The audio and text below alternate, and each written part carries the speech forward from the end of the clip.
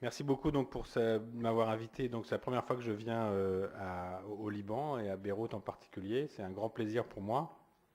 Alors, on m'a donné beaucoup de présentations à faire, mais tant mieux, hein, je suis là pour ça. Et donc on va d'emblée commencer par l'hypertension pulmonaire post-embolique, qui est une forme un peu particulière d'hypertension pulmonaire. La définition de l'hypertension pulmonaire post-embolique, c'est en fait l'existence d'une hypertension pulmonaire, avec la définition habituelle, la pression pulmonaire moyenne à plus de 25 mm de mercure, chez des patients qui ont des défauts de perfusion persistants à la scintigraphie pulmonaire après 3 à 6 mois de traitement anticoagulant bien conduit. En fait, l'hypertension pulmonaire post-embolique, c'est une hypertension pulmonaire un peu particulière, puisqu'elle va associer à la fois des lésions d'obstruction vasculaire, comme on voit ici très bien, qui vont être accessibles à un traitement chirurgical, et puis des lésions de remodelage vasculaire, comme on voit dans les hypertensions artérielles pulmonaires, avec donc des lésions de remodelage vasculaire qui touchent essentiellement les petits vaisseaux, qui, elles, ne seront malheureusement pas accessibles à un traitement chirurgical. Alors, vous voyez que quand on a des lésions très proximales, comme on voit ici sur cette angiographie, on peut aller désobstruer les artères pulmonaires et on va retrouver un matériel qui obstrue complètement donc, ces vaisseaux dans des grosses artères pulmonaires, les artères élastiques, et puis de façon plus distale, dans les lésions, en particulier dans les territoires où il n'y a pas d'obstruction vasculaire, on va avoir des lésions, exactement les mêmes lésions que ce que l'on rencontre dans l'HTAP, c'est-à-dire des lésions dans les artères pulmonaires de petit calibre, des lésions de prolifération liées à la prolifération vasculaire. Alors l'incidence et la prévalence de l'hypertension pulmonaire post-embolique, elle n'est pas très bien connue. Vous voyez qu'elle se situe entre 0,1 et 5%.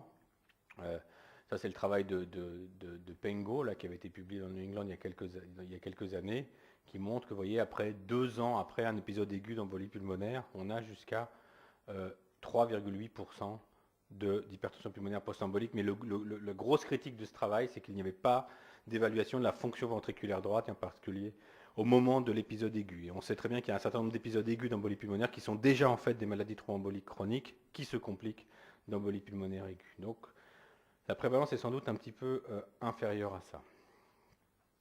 En termes d'histoire naturelle, donc après une embolie pulmonaire, dans l'immense majorité des cas, les patients vont s'améliorer, il va y avoir une résolution des thrombies et les choses vont rentrer dans l'ordre. Et puis, on ne sait pas trop pourquoi, mais certains patients vont garder des défauts de perfusion qui vont donc aboutir à la maladie thromboembolique chronique et dans certains cas à l'hypertension pulmonaire post-embolique. On sait qu'il y a des facteurs de risque pour ça, en particulier la présence d'anticoagulants lupiques ou d'anticorps antiphospholipides qu'on retrouve avec une particulièrement haute fréquence chez les patients qui ont des hypertensions post-emboliques, des niveaux élevés du facteur 8, qui est un facteur de risque de thrombose également, qu'on retrouve préférentiellement au cours des CITEF, et puis aussi d'autres anomalies biologiques, comme en particulier des élévations de la lipoprotéine A. Et puis un certain nombre de facteurs de risque cliniques aussi que l'on connaît, et qui sont des facteurs de risque indépendants pour développer une hypertension pulmonaire post-embolique. C'est la splénectomie, en particulier la splénectomie post-traumatique, qu'on retrouve préférentiellement, qui donne plutôt des formes assez distales. Les shunts ventriculo-atriales, les pacemakers, et même également l'existence de porte-à-4 qui sont laissés souvent après chimiothérapie, et certains malades vont développer une hypertension pulmonaire post-embolique parce qu'on laisse en place un matériel qui ne sert plus à grand chose et qui va favoriser le développement de thrombie in situ. Il y a aussi les maladies inflammatoires du tube digestif et puis d'autres facteurs de risque. Alors quand on a en plus ce type de facteur de risque, ceci impacte beaucoup le pronostic, en particulier chez les splénectomisés. On sait que les splénectomisés, ils ont plutôt des formes distales, et donc ils sont moins accessibles au traitement chirurgical, et donc le pronostic est moins bon que chez les patients qui n'ont aucun facteur de risque. Alors sur le plan des symptômes, eh bien c'est difficile parfois de faire le diagnostic d'hypertension pulmonaire post-embolique parce qu'il y a souvent une longue période qu'on appelle la honeymoon période entre l'événement initial qui est une embolie pulmonaire aiguë, quand on la retrouve, pas toujours, parce qu'une fois sur deux on ne retrouve pas d'embolie pulmonaire aiguë, et puis les premiers symptômes d'hypertension pulmonaire qui sont des symptômes tout à fait classiques d'HTAP, c'est-à-dire essentiellement une dyspnée à l'effort. vous voyez qu'on ne retrouve pas toujours ces épisodes aigus d'embolie pulmonaire, ce qui fait que la maladie est probablement sous-diagnostiquée. Parfois, on la trouve uniquement dans un bilan d'une hypertension pulmonaire. On nous adresse un malade pour HTAP, et en fait, il n'y a plus d'image. C'est moi qui... Non. Ah. Donc je continue, parce que moi j'ai les sur les yeux. Parfois on fait le diagnostic dans le cadre d'un bilan d'une hypertension pulmonaire. Et bien dans le cadre de l'évaluation étiologique, on va tomber sur une hypertension artérielle pulmonaire post-embolique. Je suis désolé. Peut-on améliorer les choses ?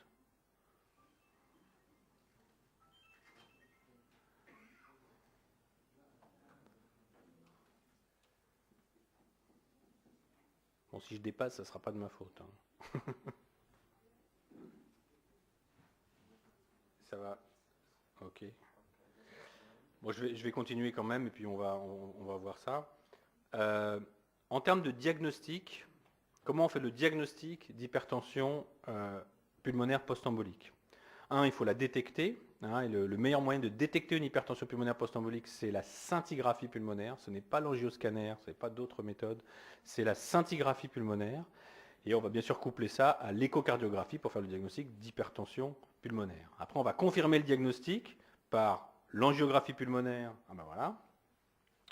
On va confirmer le diagnostic par l'angiographie pulmonaire, le scanner, l'angioscanner spiralé, et puis bien sûr, on va confirmer l'hypertension artérielle pulmonaire par l'hémodynamique.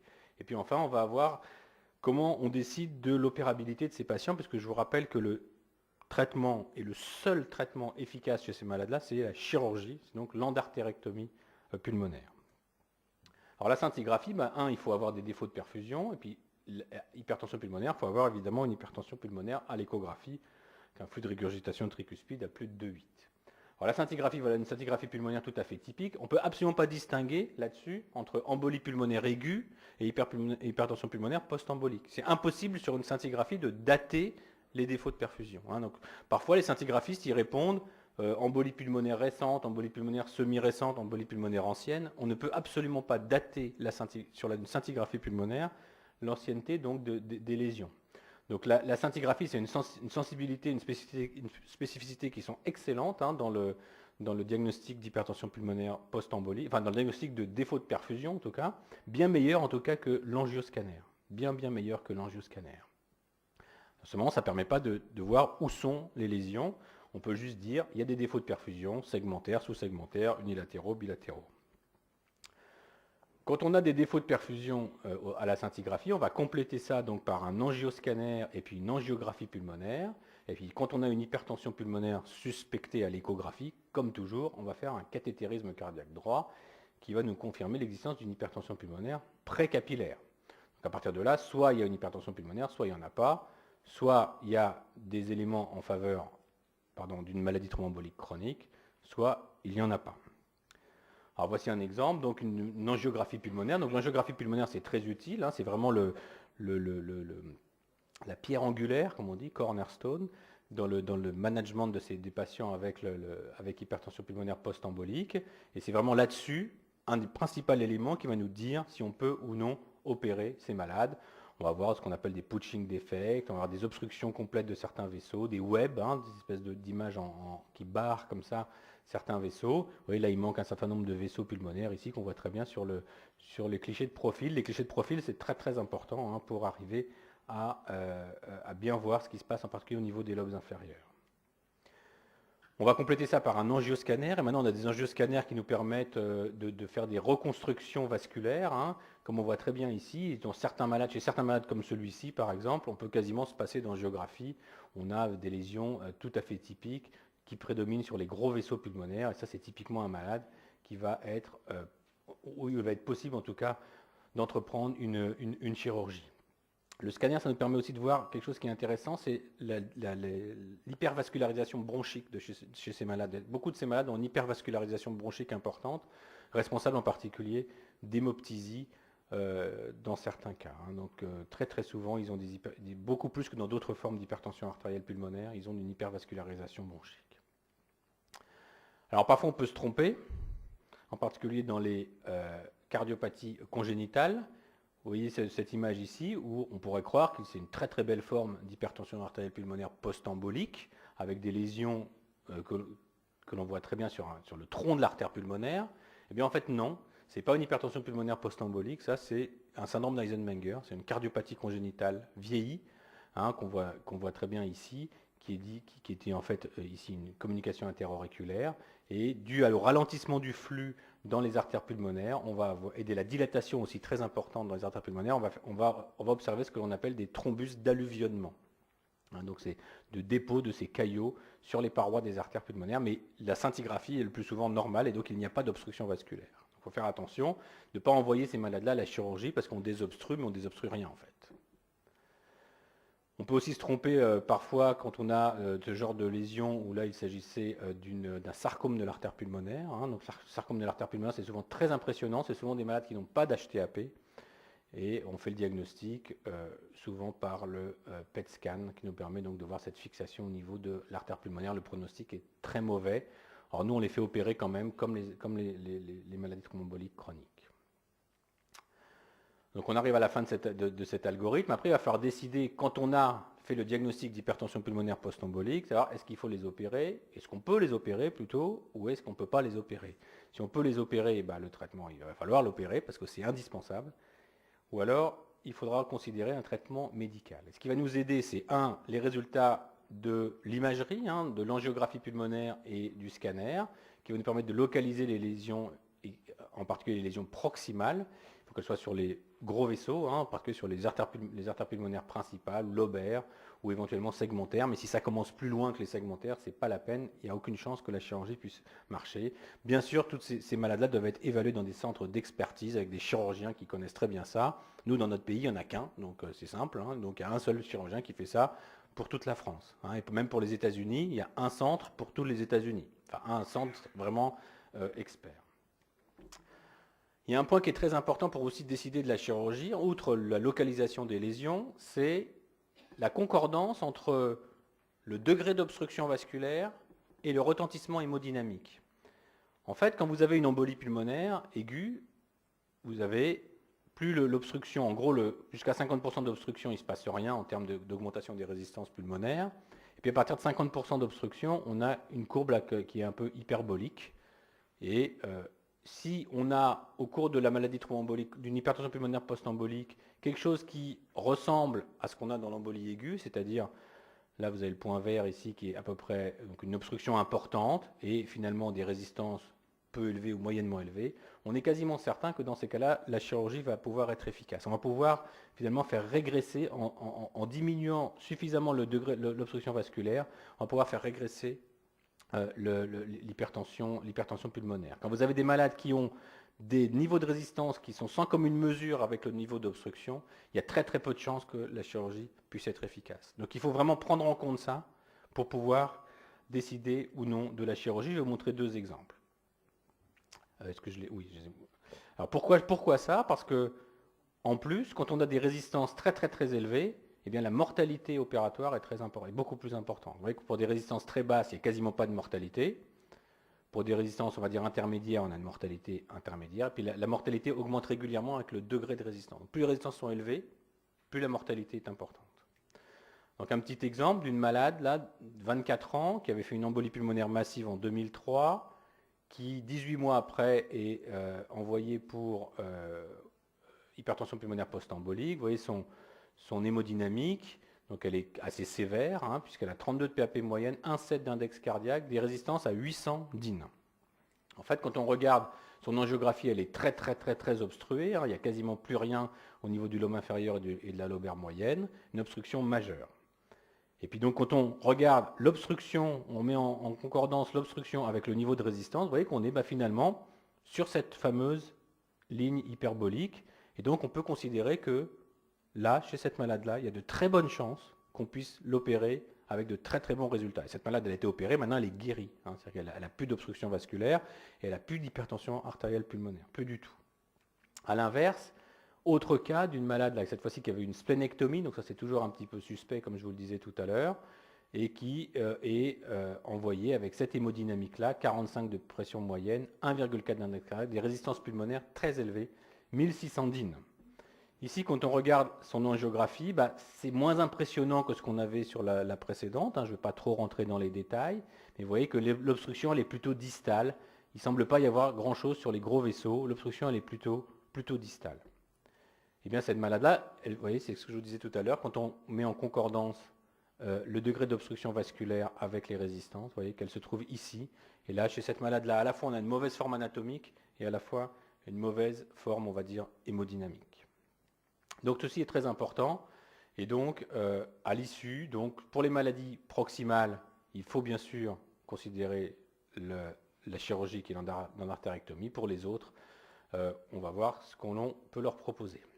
Alors, la chirurgie, en 2 mots, c'est pas une embolectomie, la chirurgie, c'est une véritable endartérectomie. C'est-à-dire que le chirurgien, il ne va pas uniquement enlever les emboles, il va décoller l'endartère avec des pinces très spéciales. Il passe dans l'intima finalement de l'artère pulmonaire. Il va décoller l'intima.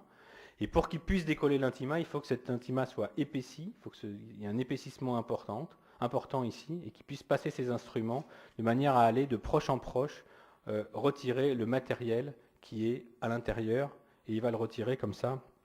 C'est une grosse chirurgie, puisque ça se fait en hypothermie profonde. On refroidit les malades à 18 degrés à peu près, on clampe l'aorte, on fait ça sous circulation extracorporelle, on va faire une endartérectomie à droite puis à gauche, 2 fois 20 minutes à peu près, sous circulation, sous arrêt circulatoire complet. Donc on interrompt même la circulation extracorporelle chez ces malades-là, et puis on va les réchauffer par la suite, et les résultats sont très bons. Ça, c'est l'expérience de notre centre, à l'Université Paris-Sud. Vous voyez, on a commencé en 95, on en a fait 8. À cette époque-là, la mortalité était quand même très élevée. Et puis maintenant, quand on en fait plus de 100 par an, la mortalité est très faible. Elle est de l'ordre de 2 à 3% maximum. Alors dans le registre européen, il y a eu un registre européen qui a été et canadien, pardon, qui a été récemment publié. Vous voyez qu'en gros, quand on recrute tous les nouveaux cas d'hypertension pulmonaire post-embolique, on considère qu'il y en a à peu près 2 tiers qui sont opérables et environ 60% qui sont réellement opérés. D'être opéré, c'est mieux, puisque on a un pronostic qui est bien meilleur que chez les malades qui ne sont pas opérés. Ça, c'est très clair. Alors, est-ce qu'il y a la question, donc pour les malades qu'on ne peut pas opérer, est-ce qu'il y a une place pour autre chose? Est-ce qu'il y a une place pour en particulier le traitement médical dans plusieurs situations? Est-ce qu'il y a une place pour le traitement médical dans les formes distales, inopérables d'emblée, quand il persiste une hypertension pulmonaire après la chirurgie? Ou bien, il a été dit, puisqu'on sait que l'augmentation des résistances vasculaires pulmonaires, des résistances vasculaires élevées sont associées à un mauvais pronostic opératoire et avec une mortalité opératoire inacceptable, est-ce que finalement de traiter ces malades avant la chirurgie, ça pourrait avoir un intérêt en termes d'amélioration du pronostic? On va voir que ce n'est pas évident. Alors, les traitements spécifiques de l'hypertension pulmonaire, c'est logique d'y penser, puisqu'on sait qu'il y a des lésions de remodelage vasculaire dans les zones non occluses. Et donc, il y a eu plusieurs essais, il y a eu plein d'essais non contrôlés avec tout un tas de médicaments, que ce soit de la prostacycline, des anti-endothéline, des inhibiteurs de la PDE5. Et puis, il y a eu 3 essais contrôlés uniquement avec le bosantan, le riociguat et un plus petit avec le sildenafil que je ne vous montre pas, mais je vais vous montrer juste avec le bosantan et le riociguat. Donc, le bosantan, c'est l'étude BENEFIT, qui est une étude prospective, randomisée, contrôlée contre placebo, qui, chez 157 patients, avec une hypertension pulmonaire post-embolique inopérable, inopérable ou bien persistante après endartérectomie. Donc là, il y avait un endpoint qui était mixte, fait qu'il y avait un co-primary endpoint qui était la modification des résistances vasculaires pulmonaires à 16 semaines et puis la modification du test de marche. Donc sur les résistances vasculaires pulmonaires, ça marche, c'est efficace en tout cas, ça diminue les résistances vasculaires pulmonaires par rapport au placebo, avec un effet de traitement de 24%. Par contre, quand on regarde ce qui se passe au niveau de symptômes, et en particulier du test de marche de 6 minutes, là, il n'y a pas de différence entre le placebo et le bosantan. Alors, est-ce que c'est parce que ce sont des malades souvent plus âgés, avec plus de comorbidités, plus déconditionnés aussi, très souvent? Est-ce qu'il faut attendre plus longtemps avant de peut-être d'évaluer l'efficacité clinique, comme on voit dans après endartérectomie en particulier. Un autre essai qui vient juste de sortir, enfin qui a été présenté récemment au congrès de la CCP en octobre dernier, qui est avec le Riociguat. Donc le Riociguat, je vous rappelle que c'est un stimulateur de la guanylate cyclase soluble. C'est-à-dire ça agit un peu comme les inhibiteurs de la PDE5 sur la voie du NO, mais de façon indépendante du NO. Donc un gros essai, 261 patients, à peu près les mêmes critères d'inclusion. Et là, le critère principal, c'est la variation du test de marche. Et bien là, vous voyez, là par contre, on a un effet bénéfique sur le test de marche avec le Riociguat, de l'ordre de 46 mètres. Alors vous voyez, avec un petit effet placebo au départ, puisque au départ, en tout cas, il n'y a pas de différence par rapport au placebo. Puis après 6 semaines, vous voyez que là, on commence à observer quelque chose, une différence entre les deux. Alors le Riociguat, c'est très particulier, c'est un médicament qui a quand même pas mal d'effets secondaires, en particulier ça donne des hypotensions, ça donne des hémoptysies, on s'est aperçu de ça, et puis ça a un effet qui est sans doute en grande partie musculaire périphérique, et qui pourrait expliquer cette amélioration qu'on voit au niveau du test de marche. Au niveau de l'hémodynamique, vous voyez que c'est à peu près pareil que ce que l'on avait avant, c'est-à-dire ça baisse d'environ 25% les résistances vasculaires pulmonaires. Alors, est-ce que c'est un impact sur la survie? Ça, c'est les données du registre. Vous voyez qu'il n'y a pas de différence évidente entre des malades traités, des malades donc inopérables traités par des traitements de l'HTAP, ou des malades inopérables non traités. Alors, il y a sûrement un biais parce que ces malades-là, ils sont sûrement moins graves, mais vous voyez, il n'y a pas de différence significative en termes de pronostic. Donc, ça demande encore à être évalué. Et je vous rappelle que pour l'instant, il n'y a aucune autorisation de mise sur le marché pour ces médicaments-là dans l'hypertension pulmonaire post-embolique. Alors, autre moyen éventuellement d'utiliser ces médicaments, c'est d'essayer de faire baisser les résistances pulmonaires avant d'opérer les malades. On se dit, voilà, ils ont des résistances élevées, le risque opératoire est très important, on va faire baisser les résistances pulmonaires, le risque opératoire sera moins important. Peut-être, en tout cas, ça ne semble pas évident, puisque dans ce qui a été fait, il n'y a pas de différence sur la mortalité entre des malades qui sont opérés d'emblée et des malades qui sont opérés après avoir fait un traitement. La seule chose que l'on fait en faisant cette attitude thérapeutique, c'est qu'on ne fait que retarder finalement la chirurgie. Donc un intérêt qui est sans doute assez limité. Et puis, malgré tout, vous voyez qu'il y a quand même beaucoup de malades qui sont traités alors qu'ils sont opérés, alors qu'ils doivent être opérés. Ça, c'est les données encore du registre européen. C'est sûr qu'il y a beaucoup plus de malades non opérables qui sont traités. Vous voyez que beaucoup de malades sont traités. Il y a plus de 50% des malades qui reçoivent, environ 50% pardon, des malades qui reçoivent un traitement pour une hypertension pulmonaire post-embolique, et ce, en dehors de toute autorisation de mise sur le marché. Vous allez me dire, en Europe, on fait peut-être ce qu'on veut, mais pas partout. Mais bon. Moyennant quoi, quand on regarde les facteurs prédictifs de mortalité chez les malades opérables, qu'est-ce que l'on retrouve? Être en classe 4, c'est pas bon. Avoir d'autres complications, ou bien avoir une hypertension pulmonaire persistante, ou bien avoir d'autres comorbidités ou un cancer. Et on retrouve aussi que de traiter ces malades-là avant la chirurgie a un impact négatif sur le pronostic. Un impact négatif. Donc c'est pas du tout sûr qu'il faille traiter ces malades-là pour baisser les résistances. Si les résistances sont en adéquation avec l'obstruction, il faut opérer les malades, quel que soit le niveau de l'obstruction vasculaire. Donc ça reste quand même assez inquiétant, je trouve, ce résultat. Un résultat qui n'est pas encore publié, mais qui montre que quand même, je crois qu'il faut vraiment éviter de traiter ces malades-là.